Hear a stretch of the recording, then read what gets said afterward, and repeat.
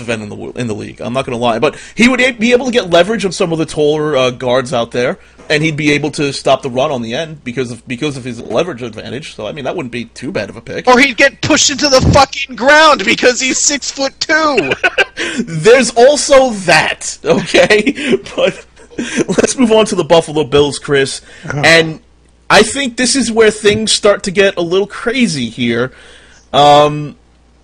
I think you're going to maybe go linebacker here with the Bills, Chris. I did not. Oh, you did not? Really? Yep. Interesting.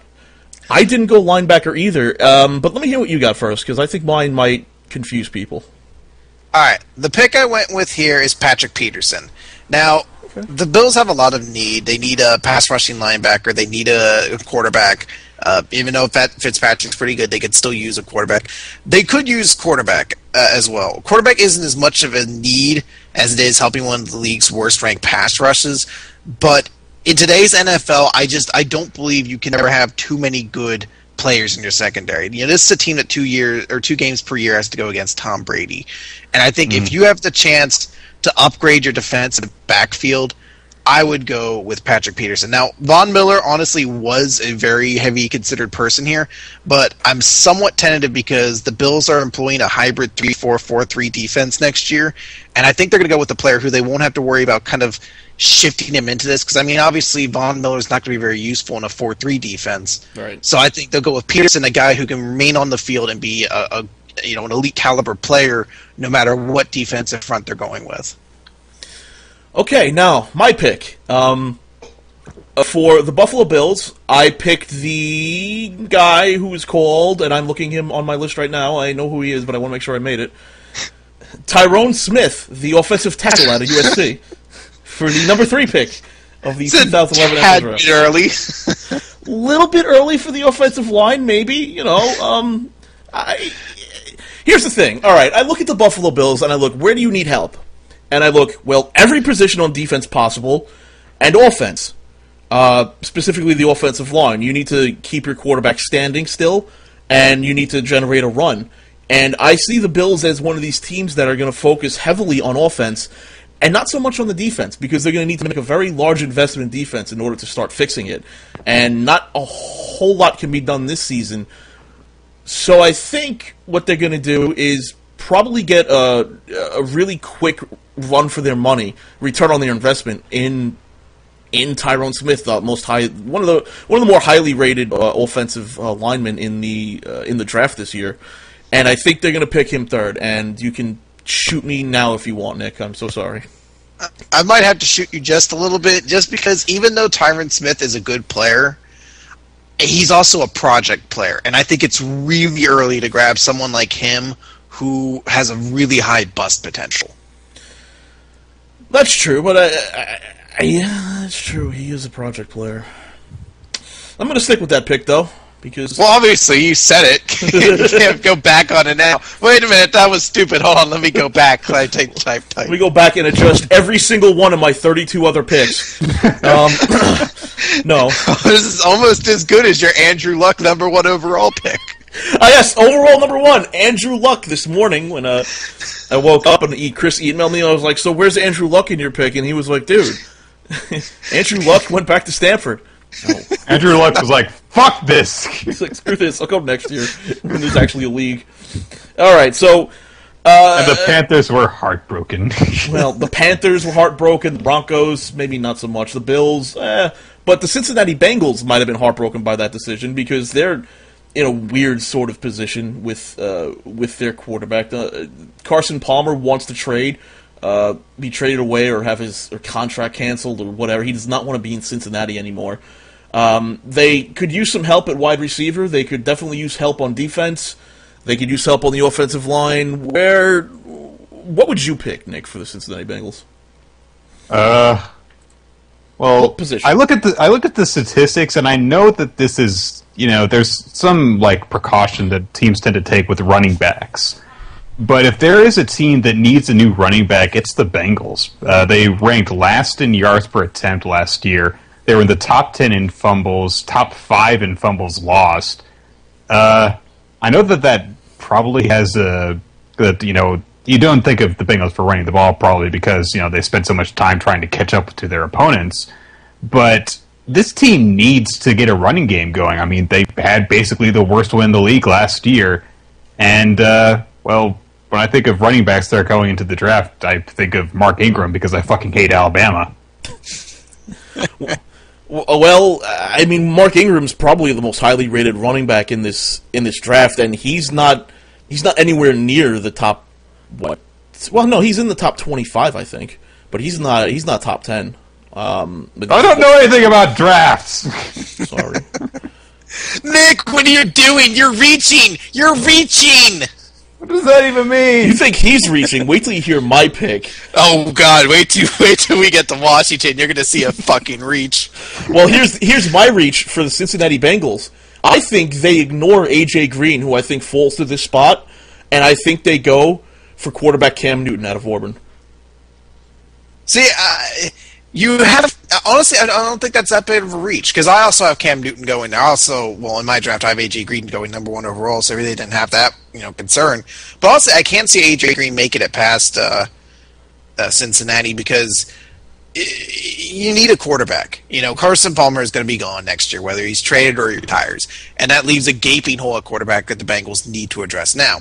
And if any team isn't going to be scared to pick Newton with his character issues, it's going to be Cincinnati. Mm. If you look at any team that you kind of look at the over the top, the exaggerated rock star, persona that Cam Newton kind of exerts, Cincinnati is like the perfect fucking team for him. I mean, they don't give a shit about what their players do. That's true. They don't care, and they're probably going to bring back T.O. anyway.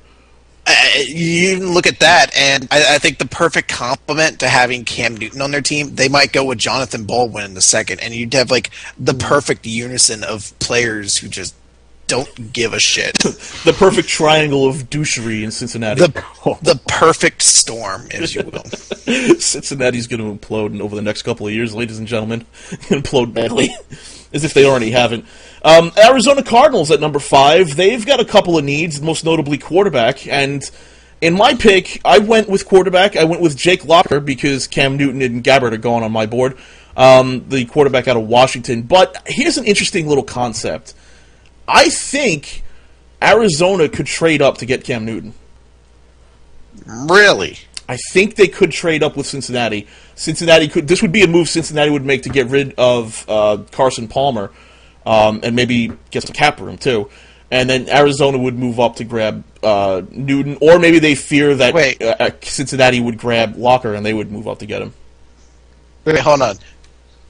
Arizona's trading up with Cincinnati to get Carson Palmer. I don't know what I'm saying. To then draft Cam Newton. I feel like there's a bit of a logic gap there. One of these quarterbacks has to work. Basically, what I'm seeing here in Arizona is there could be a trade with Cincinnati to trade up, and they can see Arizona trading Carson Palmer to Arizona, and then Arizona gets someone else. Maybe they get a wide receiver for Carson Palmer. Okay. The way I said it was stupid. I was just like, wait, why are they trading up for Cam Newton? The way I said it was retarded, I admit. What the fuck does Cincinnati get out of this trade? Well, they're going to get more draft picks, I think. That's what they need. But as it is now, I'm not calling a trade here. I'm saying there's something interesting happening here because these are two teams with quarterback needs, and Cincinnati with a quarterback that doesn't want to be in Cincinnati. But right now I'm saying Jake Locker for Arizona. No, I do actually agree with you that Palmer could easily be a pick to Arizona. That Palmer could go there. I also think McNabb's going to be a good place for him to go. The pick I have here is Von Miller. And I understand that the Cardinals need a quarterback probably more than any other team in this draft.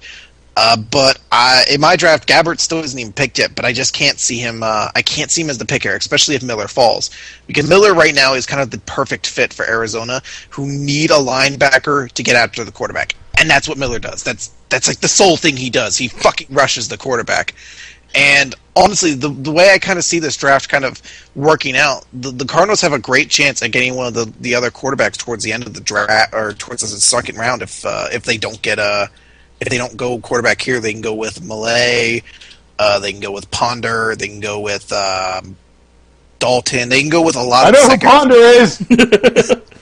They can go with a lot of second-round quarterbacks, basically, is what I'm saying. Or they can pick up a stopgap quarterback, in the free agency when that finally happens.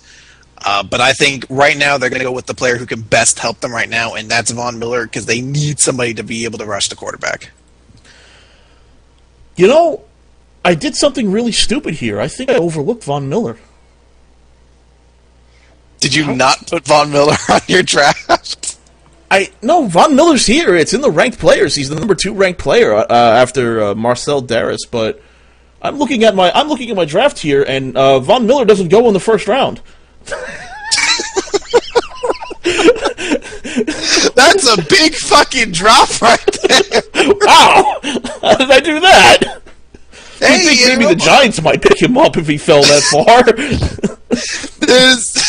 I can imagine so many teams that would shit their pants if Von Miller fell to them, but apparently in your draft, the Ravens like, fuck him.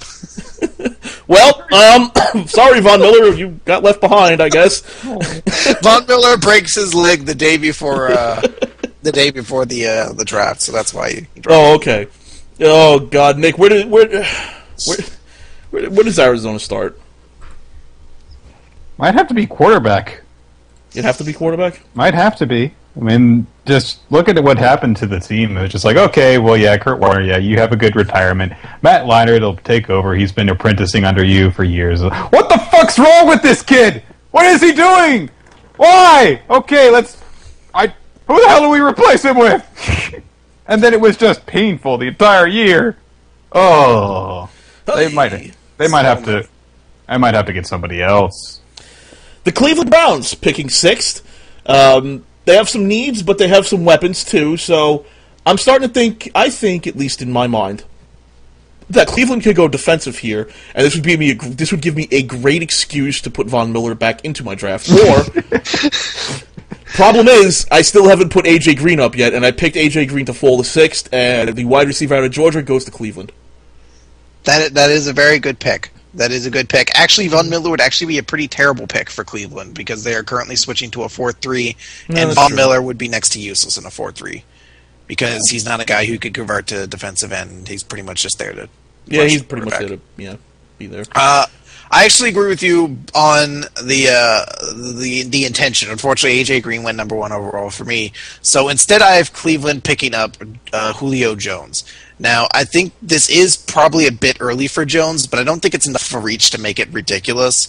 And the Browns absolutely need a wide receiver. Colt McCoy showed potential as a signal caller, but he is absolutely no one to throw to.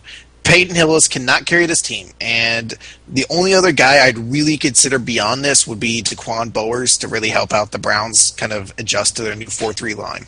Yeah, I agree with you here. If AJ Green is not available for Cleveland, they go Julio Jones. AJ Green is their prize. He's probably like the perfect guy for their system right now.